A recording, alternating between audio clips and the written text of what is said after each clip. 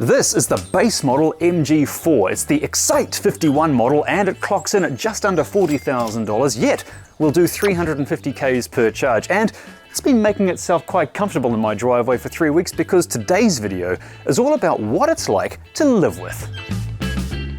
Yes, this video is part 2 in the saga of what it's like to live with the base model MG4, and in this video I'm going to be looking at practicality and affordability.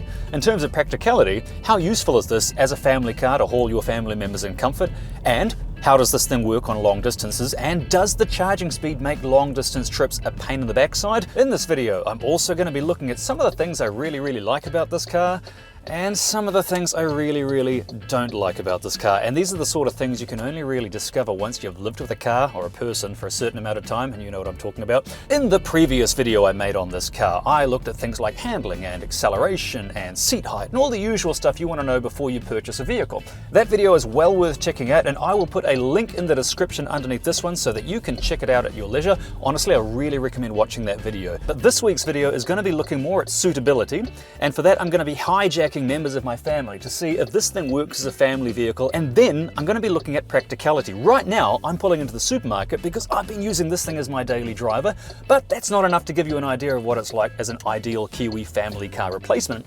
So I'm going to grab some groceries and then I'm going to do a road trip. Good morning, and we are off on a road trip. Yes, we are leaving my house right here in the bustling metropolis of Te Kuiti for a 260 kilometre jaunt all the way down to South Taranaki for brunch. Got a nice little scenic spot picked out, wait till you see that. The purpose of today's trip is going to be about economy and convenience.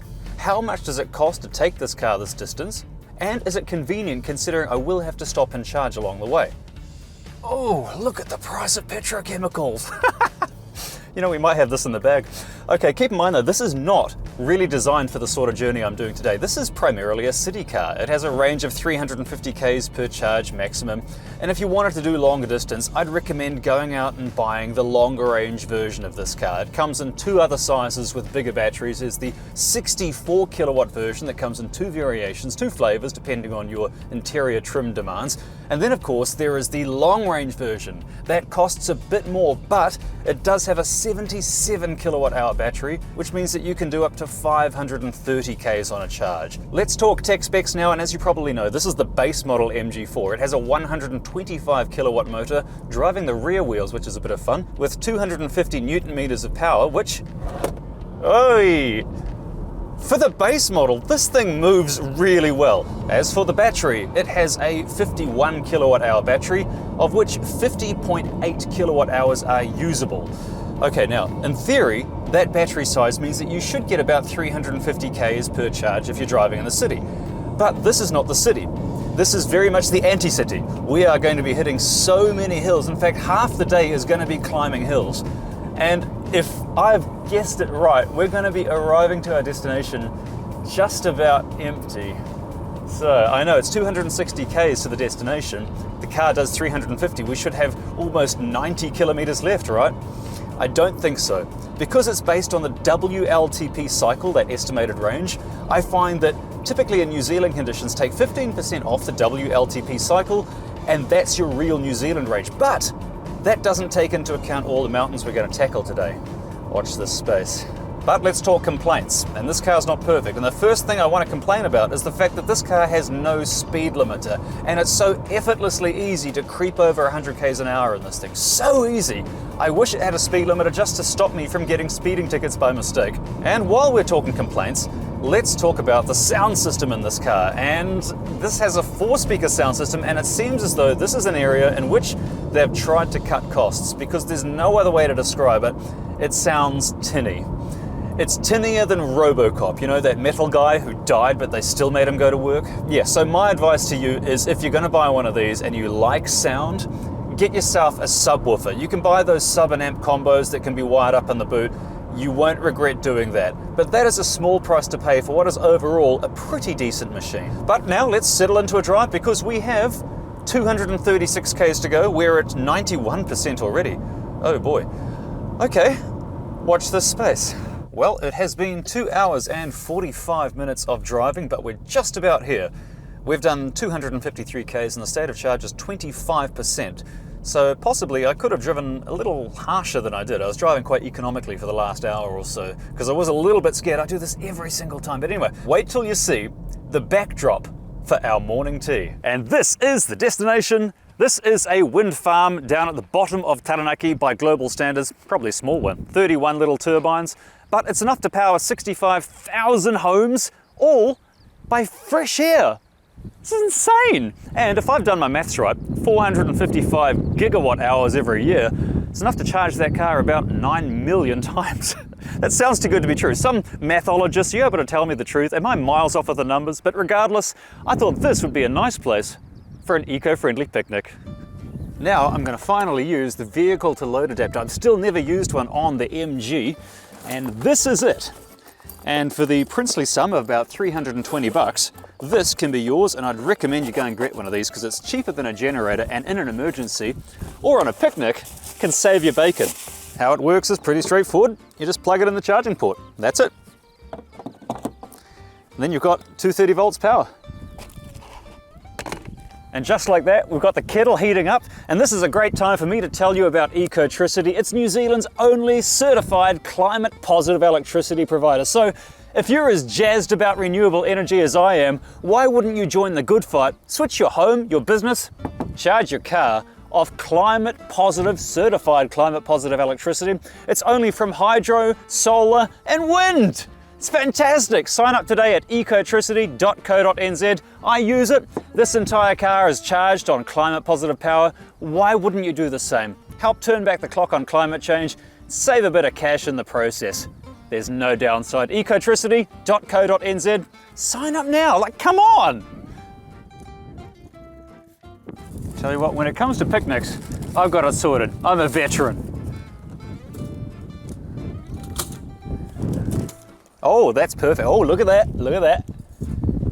The minute I bring out Marmite, there will be people saying, oh, Vegemite's better. Well, truth be told, I've tested them both side by side, and they're both so near identical. I think it's all just a fabricated battle between Marmite and Vegemite.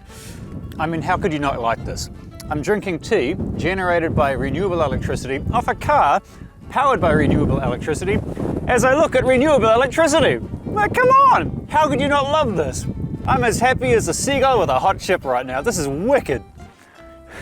I love it. And that is brunch taken care of. I've had tea and toast and it's been fantastic.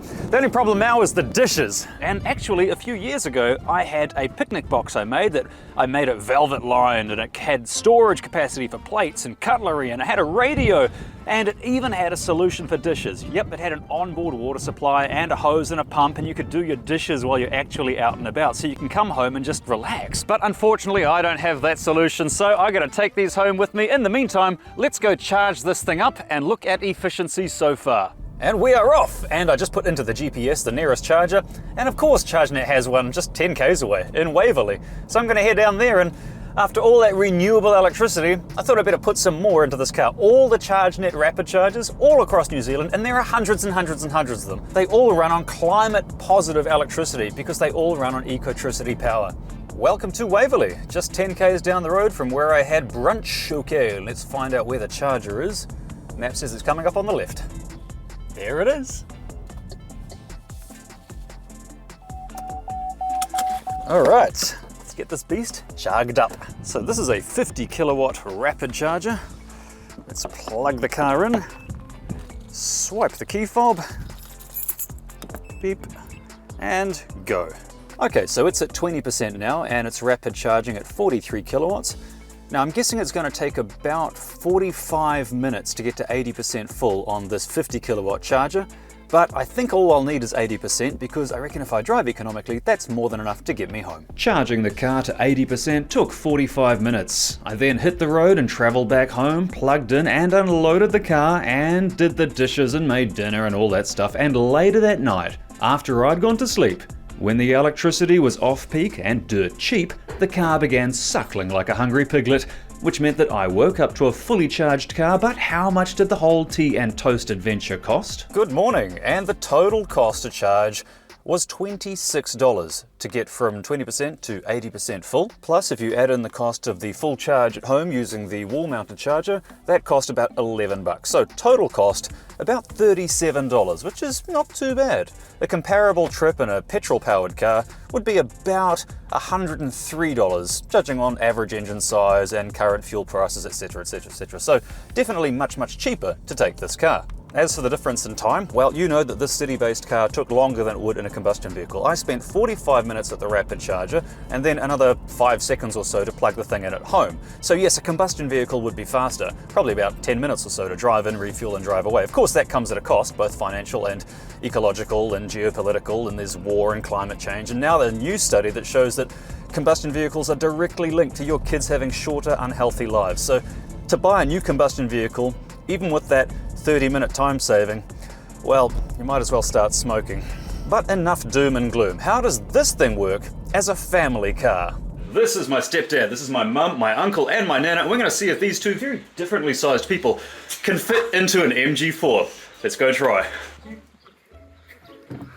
At least we've got the good weather. Oh, my hair. It's okay, Mum. I just washed and dried my hair this morning. In the meantime, turn around. Quick. Well, I've got tons of room in the front here. This one here. Somebody should have waited in the carport. You're not making it look easy. You're locked in. Right. Okay, alright. Alright, do you have enough room back there? Yes. Because I've got my seat quite far back, and how much leg room do you have? If I was 6 foot, I think I'd still have enough space. Okay, shall we start the journey? Yeah. Yes. Now we've discussed our Alright, so we're off to a restaurant, but also as a test to see how well everyone squeezes in. We've got 5 people in here, and Yes, that's not great. too bad. I thought it would be much more uncomfortable. No. Plenty of room. Oops. That's the first time I've noticed the vents there for these side windows. That's incredible. Oh, that's good. Alright. Alright. Everyone comfortable? Very. Yes. I've got my seat quite far back. Are you sure there's enough room? There is I'm plenty. 100% positive. Oh, I didn't lock the door. We'll edit that out. Okay. Same place, and we're switching the same place. Okay, there's no bottoming out because I know that lip onto the road is really severe, and I scraped the front of just about every car on that. Oh, okay. So either you guys are all on diets or the suspension height is quite high. I'd say the suspension's good. Des, you are the former Rolls-Royce lead technician, right? Oh, it's like having a pillow on wheels. Cheers, that's There we neat. go. Because you started off turning wrenches, and last I saw you were in a suit instructing people. Yes. That was last week. Yeah, and that was me. He was instructing. Now, I get a lot of comments on YouTube when I mention that I'm testing a Chinese car. I get a lot of people criticizing the build quality. You have had a reasonable look over Chinese cars before, the ones I brought for you to look at. What do you reckon? The quality of the ride of this is amazing. It, for instance, that bump we went over, it just rolled over that quite nicely, seamlessly, and there was no juddering or anything. It just felt so comfortable. A lot of the fit out on this reminds me of a European car, actually. Are these made in China, right? They are. This is all Chinese. MG is now owned by the Shanghai Automotive something. Oh, Yeah. Good heavens. 7th largest car company in the world. Look at you! Yes. Far out! Look, I'll get you do this. I'll get out. Mountain of knowledge. It's the quiet ones you have to watch out for. Yes. One thing I love about this car is that because temperature's changing, is I can control the air conditioning from the steering wheel.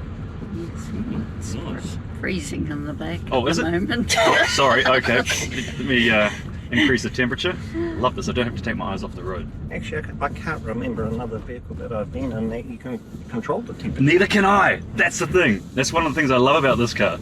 I won't go crazy because this is a residential area, but this is the base model, and the acceleration, because it's electric, it's still not bad. No, quite we talky. got It's back talky, in our that's seats. For Yeah, 5 people in a car, That's incredible. It's not bad. It's the higher spec models have better performance, and the all-wheel drive version, which I'll get to drive very soon, so hit the like and the subscribe button, that goes like a rocket ship, so I'm told. I'm going to find out for sure. Alright, and we have arrived. So what do you reckon? What's the verdict? Love Lovely. it, hate it? Yeah, no, very nice. Very nice, actually. Now, one thing my family in the back mentioned after the cameras stopped recording was that there's not enough light in the back when it gets dark. There's no central mounted ceiling light. There's only this one at the front here, so they're struggling to see what they're doing in the dark. And while I'm listing complaints, let me start with some things that I've found I don't like about this car, which I could only really have found out by having this car for a longer amount of time, starting with things like the cargo hook in the back. It's just really not big enough to handle a reusable shopping bag. It keeps falling off. And there are solutions to that. You can go online and just simply buy a cargo net that fits across the bag. It's like $10, so that's that problem sorted. My next complaint is that this car has no built-in timing charger. And while that's not a problem for me because I've got a smart charger that I can control through my phone, if you want to use that sweet, sweet off-peak electricity from Ecotricity that costs next to nothing, well, you're gonna have to stay up late until it's off-peak time. Another complaint I have is the lane guidance system is a little bit overactive. It does keep guiding the steering wheel if it thinks you're getting too close to the line. And you can turn it off, but you have to turn it off every time you get in the car. My next complaint is that it takes a long time for the reversing camera to come up on the screen if the car's been parked for a while. So if you just want to jump in the car, slam it in reverse and go, you're going to have to use the mirrors because it does take sometimes about 10 seconds for the reversing camera to show up on the screen. But despite those tiny grievances, this thing has been an absolute treat to drive. I've had this in my life for 3 weeks and I don't really want to give it back. I mean, it's fun to drive, it's rear wheel drive with loads of torque, see? I mean, and this is the entry level version, it still goes really well. It's got heaps of room in the back because of that long wheelbase, so you can fit your family in there, no worries. All in all, I think this thing's all right. I mean, yes, some will argue that that journey I took it on, that long distance trip, this car wasn't really designed for it. This car's designed for urban environments, hauling families across town, general family use, but it's nice to know that it can still do long distance journeys without too much inconvenience. All in all, this could be all cars to all people, and at that price, don't really want to give it back. MG, if you're watching this, do you guys take rubber checks? Because I'd be quite keen on buying this.